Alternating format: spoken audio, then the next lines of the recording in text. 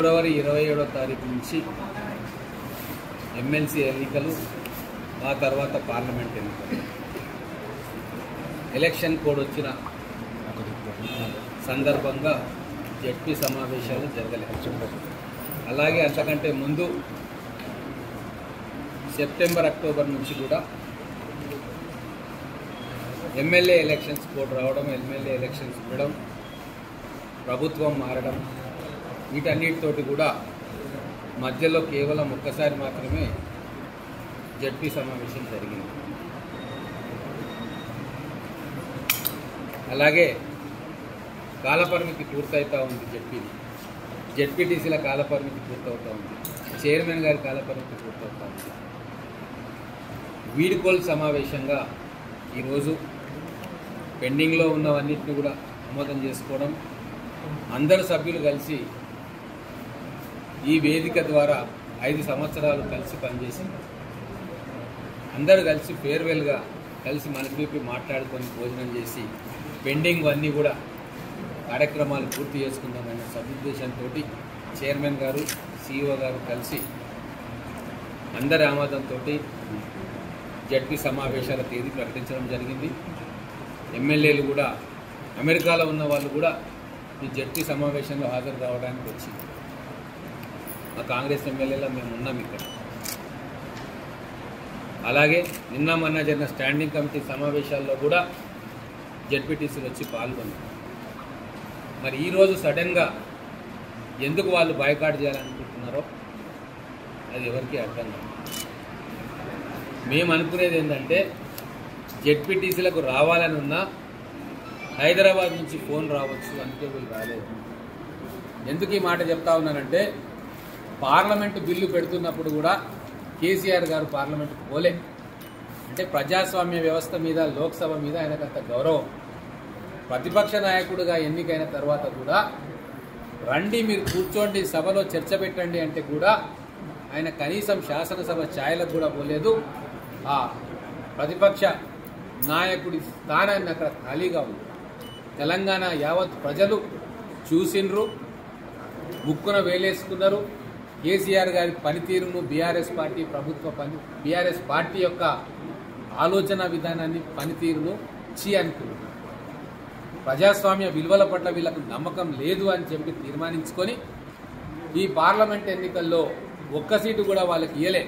ఎందుకు అంటే, తెలంగాణ బిల్లులో కూడా కేసీఆర్ గారు పార్లమెంటుకు పోలేదు కదా.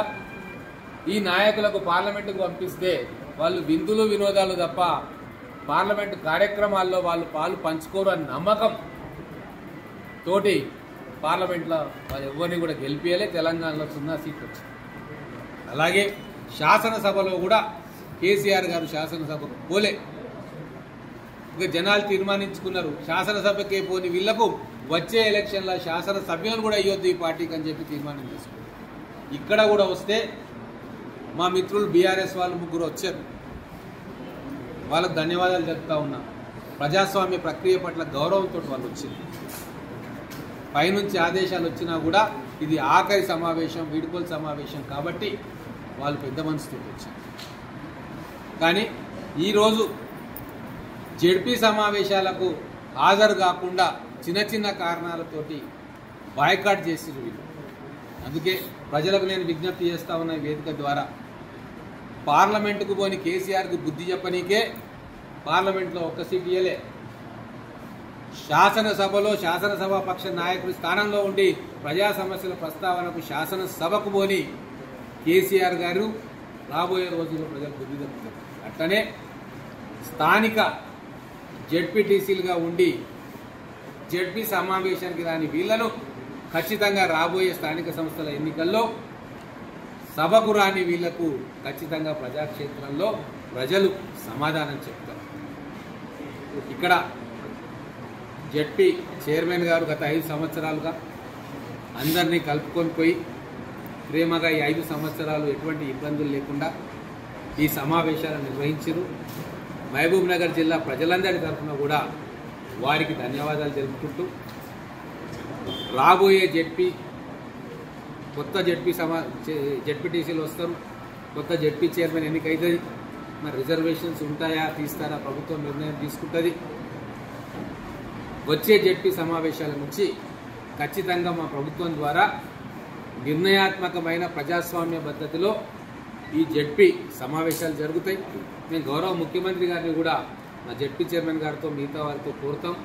వచ్చే జెడ్పీ ప్రభుత్వ సహాయం ఉండేటట్టుగా, జెడ్పీకి వచ్చే ఫండ్స్ విషయంలో కూడా గత ప్రభుత్వంలో కాకుండా ఫండ్స్ విడుదలను కానీ ఫండ్స్ కేటాయింపు కానీ నిధుల విడుదల కూడా జెడ్పీటీసీలకు, ఎంపీటీసీలకు, ఎంపీపీలకు సరిపోయినన్ని నిధులు రాష్ట్ర ప్రభుత్వం ద్వారా కూడా వారికి ఇవ్వాలి అని చెప్పి మేమందరం కూడా ముఖ్యమంత్రి గారికి, మంత్రివర్గ సహచరులకు కూడా మేము చెప్పదలుచుకున్నాం. రాజీవ్ గాంధీ గారు పంచాయతీరాజ్ సిస్టమ్ తెచ్చిందే ప్రజలకు జవాబుదారీగా ఎంపీలు, ఎమ్మెల్యేలు, స్థానిక సంస్థల ప్రజాప్రతినిధులు, చివరికి సర్పంచ్, వార్డు మెంబర్ దాకా తెలంగాణ భారతదేశం మొత్తంలో కూడా గ్రామాల్లో ప్రజాస్వామ్య స్ఫూర్తి ఉండాలని చెప్పి ఈ పంచాయతీరాజ్ సిస్టమ్ను కాంగ్రెస్ పార్టీ తీసుకొచ్చింది. దాన్ని ఇంకా మరింతగా ప్రజల్లోకి చేరువ చేసింది స్వర్గీయ రాజీవ్ గాంధీ. ఇప్పుడున్న కాంగ్రెస్ ప్రభుత్వం కూడా రాబోయే రోజుల్లో గ్రామ స్థాయిలో పంచాయతీరాజ్ వ్యవస్థలను పటిష్టం చేయడానికి అన్ని నిర్ణయాలు కూడా తీసుకుంటుంది. ఒకవేళ ఏదైనా అడ్డంకులు ఉంటే చట్టంలో, శాసనసభలో ఆ సవరణలు కూడా చేయాలని చెప్పి మేమందరం ముఖ్యమంత్రి గారికి విజ్ఞప్తి చేసి ఆ కార్యక్రమం చేస్తాం. ఈరోజు కోరం లేకుండా ఉండాలని ప్రయత్నం చేసింది. వాటన్నింటినీ కాదని వచ్చిన మా మిత్రులు జెడ్పీటీసీలకు మరొకసారి ధన్యవాదాలు తెలుపుకుంటూ, ఎంపీపీలకు ధన్యవాదాలు తెలుపుకుంటూ, ప్రజాపాలన వచ్చింది కాబట్టి వచ్చే జెడ్పీ సమావేశాలు సహృద్భావ వాతావరణంలో ప్రజా సంక్షేమం మీద దృష్టి పెట్టి ఇక్కడ అనేక చర్యలు తీసుకోవాలని కోరుకుంటూ, సీఈఓ గారు కూడా ఉన్నారు. ఇప్పుడు వచ్చే జెడ్పీకి వారే సీఈఓగా ఉంటారని చెప్పి ఆశిస్తూ ఉన్నా. రాబోయే రోజుల్లో అందరం కలిసి ప్రజాస్వామ్యాన్ని మళ్ళీ బ్రతికించుకుందాం. దీంట్లో అన్ని పార్టీలు కూడా సహకారం చేయాలని చెప్పి కోరుతా ఉన్నాం.